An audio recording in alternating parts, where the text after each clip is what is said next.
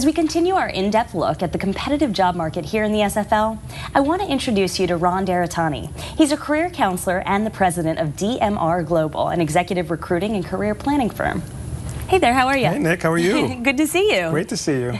So we've been talking a lot about the job market here in the SFL today. There's talk that the unemployment rate is slowing nationwide, but how are we faring here? It is slowing nationwide. It's slowing slowly, and one of the reasons it's slowing slowly is because more people are getting off their couches and re-entering the job market. A lot of people just decided they weren't going to look for jobs after a while. So though there is job creation, it's going slower than expected, mainly because more people are entering the job market again. So it's cautiously optimistic. We're seeing some job creation, but not a whole lot. And is that happening here in South Florida as much as it's happening nationwide?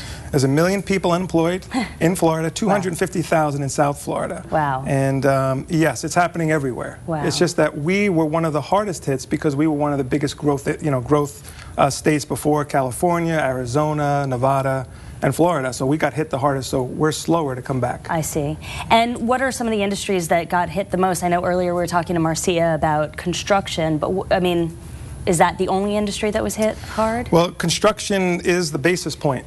And in that, there was a lot of companies that were totally affected by the construction industry. So we say construction, but there's so many other industries that were affected: financial services, mortgages, processors, lawyers that did the closings, manufacturers of tiles, appliance manufacturers. I mean, there's such a trickle-down effect from construction, and since we were so dominant in construction, it hit us the hardest. So I would say that, yes, construction, but there were so many sub-industries below that were totally affected by it, especially financial services. And now that the economy is slowly reviving itself, what are some of the industries that people should be looking at? I know construction is still pretty flat, so where's some growth there, but you know, there's always the standby. So construction was the down, medical is the up. Okay. And medical sustained, and medical could be anything. It could be nurses, nurses' aides, pharmacy people, pharmacy technicians, physical therapists, physical therapy assistants, home aides.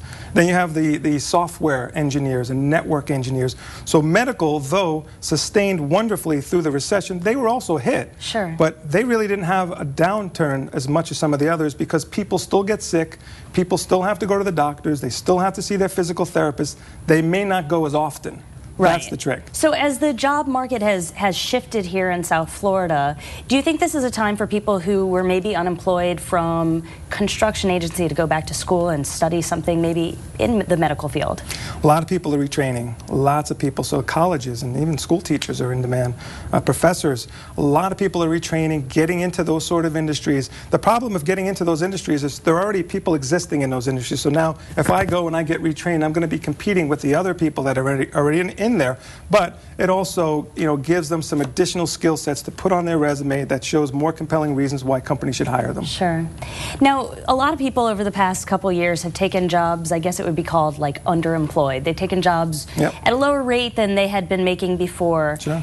How long should they wait before maybe trying to make that move back to where they were at, or is it too early? Yeah, it's situational. I mean, you know, employers typically don't like to hire someone that's underemployed, mainly because they feel the first chance that person gets, they're going to leave. And I kind of look at it differently. I kind of look at it as that employer gets the benefit of that additional experience. And they're providing a job for that person that really needs it.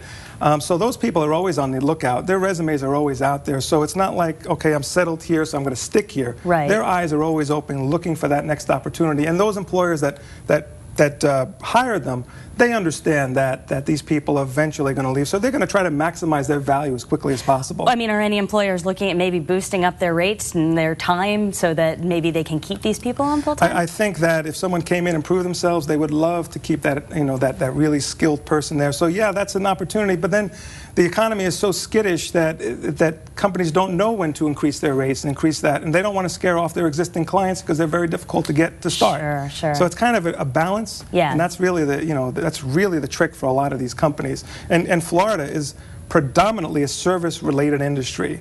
I mean, 95% or over 95% of this state consists of employers under 100 employees in their companies.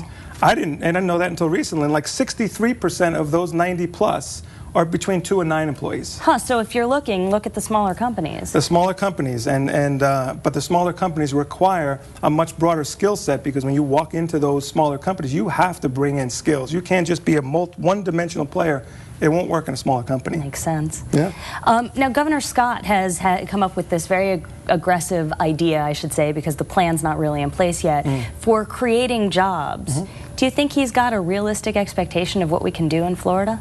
I think it's totally optimistic. 700,000 jobs in 7 years, totally optimistic, given the climate that we're in here.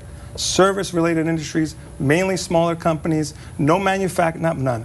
A minimal amount of manufacturing organizations that are here. Manufacturing companies usually require more workers. So since we're more service-related, we're smaller companies, and it would be very difficult, in my opinion, to create that many jobs and be that optimistic. And then he was talking about cutting business taxes and things of that nature. Sure. But I can tell you, as a small business owner, even if he cut my employment taxes, the only way that I'm going to consistently hire is to see consistent data that indicates our economy is rising, my sales are increasing, which gives me the confidence to bring in a new person for a smaller company, because it's crippling for a small company to bring in a person and then not have it work out or have to lay them off. So government incentives on their own do nothing unless all the other factors around you kind of boost up those opportunities. It's helpful, but I can tell you as a small business owner, unless I see compelling sales numbers, Sure. I'm not going to be rushing out to hire people. Sure. Well, you've got some promising insight there, and a bit of a downer sometimes. No, but let me refresh that though. The economy is doing better. Okay. But I just want to be more of a realist that this is what it is. And you know, we were talking about like interviewing, and so people that are interviewing with smaller based service companies have to go in with their full gamut of arsenal, or there's so many more people that are right behind them. That is the only way they'll get the competitive edge. So have to stand out.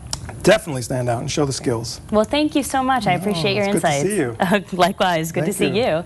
And if you want more of Ron's insights, all you have to do is check out his website at dmrglobal.com.